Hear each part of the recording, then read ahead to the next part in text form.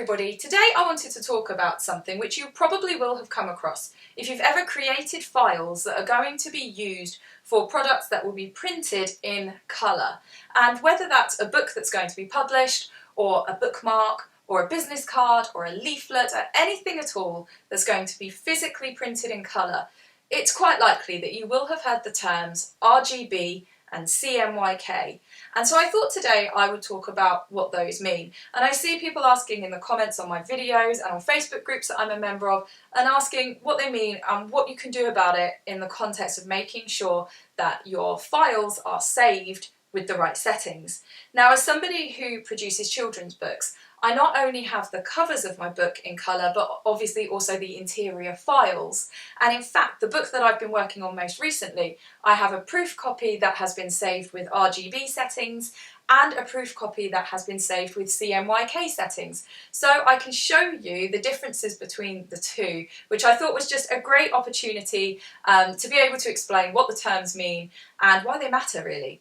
So let's start off with what they mean. So RGB stands for red, green and blue, which obviously are colours, but really what we're talking about here is the colours of light. So if you think back to science at school, it's possible that you did an experiment where you got torches and they maybe had sort of coloured bits of perspex over them, and you combined them to see what colours you could make, and maybe you combined red, green and blue light to make white light.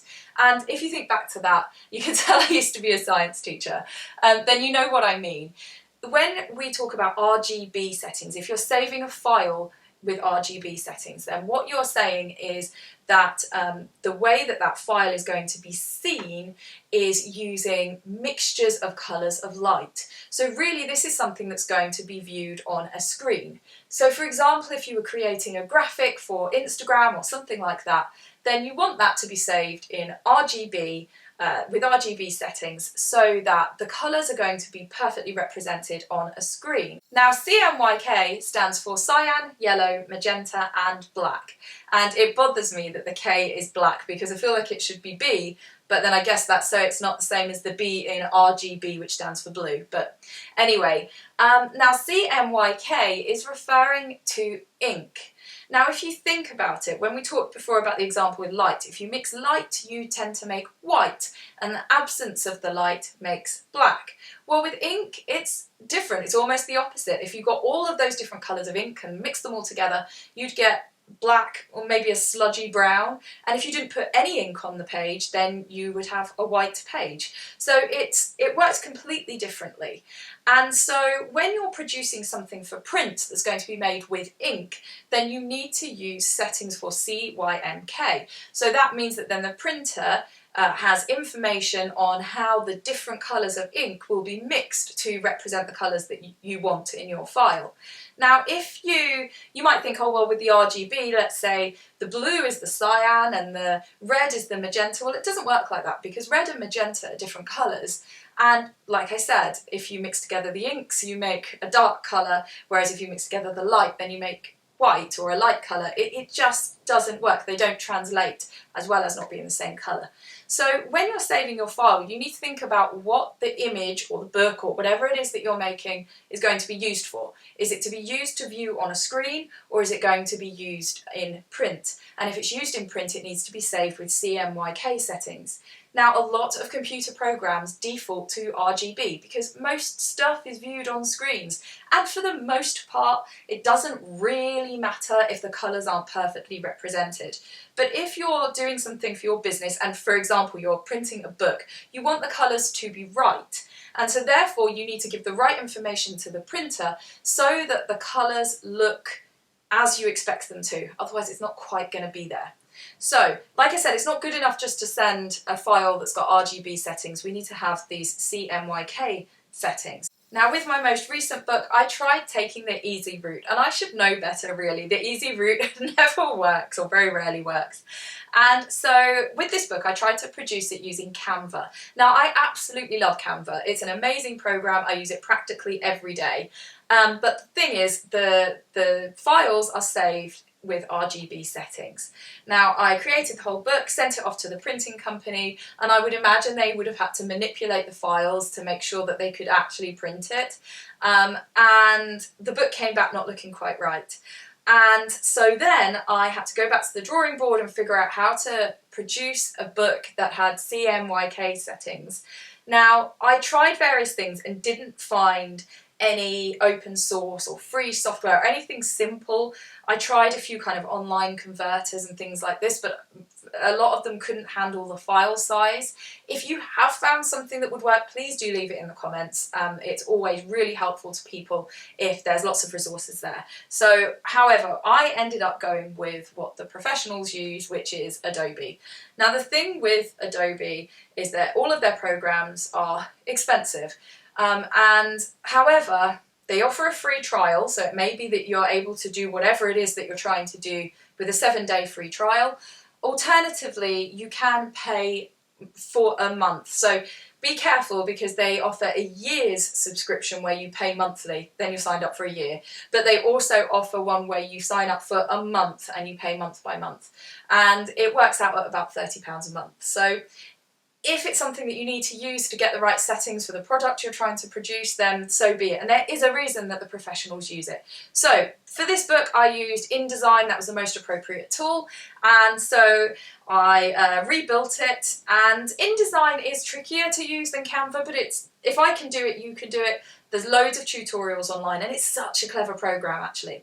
So I built the book, and then you simply export the file, in this case with press quality, and that will save the book with CMYK settings, and so that it's absolutely perfect for the printing company. Now, I actually rang the printing company I'm working with, which is Mixams, if anyone is interested, and phoned them and said, how would you like this saved? I'm using InDesign. What would you like? What settings would you like? And you can do that if you're working with whatever printer and say what works best for you. Depending on the product that you're creating, it might be a little bit different. So you can always check, because there are a variety of settings that you can use. But press quality meant that it had a really great resolution and also had those CMYK settings. So I did that, sent it off to the printing company, and it looked so much better. So I'm going to show you. I'll try holding them up, but if it doesn't show up too well, then I'll insert a clip. Now, this is the proof copy where I sent off the PDF that had RGB settings. So here we go. Now, I don't know how well you're going to be able to notice, but the blue is almost a greeny colour. The green of the dress really stands out. The balance is a bit weird. It just seems like almost a primary green, where the other colours aren't really like that. These animals are supposed to be brown, and it looks almost a reddy colour, and the same on the giraffe. It's got kind of a reddy tinge. It doesn't look right, and the balance looks off. To show you then, in contrast, the version with the CMYK settings, so here they are next to each other. Hopefully you can tell that the balance is better. It's not got this one almost looks washed out, this one not so much. The colours are just much truer to the original when I, compare them, because this is the originals for this book are watercolours, physical watercolours, and so yeah, it looks like the original did. It looks how I expected it. It looks pretty much how it looked on screen. So yeah, it looks much better. In fact, we can even compare if you look at the back, the different colours of blue. The blue is kind of a greeny blue on this one, and a much more bluey blue on this one. And even in the interior, let me show you a good example. This page, again, the greens are like a primary green and really stand out. The whole thing looks a bit washed out. And then if I show you the CMYK one, I hope you can see the difference. If not, as I say, I will insert some clips. But the whole thing looks much nicer and much more as I expected it to with the CMYK settings, which I used InDesign to produce. And I've got to say as well, for things like bleed settings and that kind of thing as well, and being able to make sure that I was placing things in the right place, InDesign was much better for that too. So, as I say, if there are other ways of doing this, of making sure you can save with CMYK settings, because most programs do save with RGB, please do leave that in the comments, because it's really helpful. But otherwise, yeah, I used InDesign, and that managed to produce the best effect.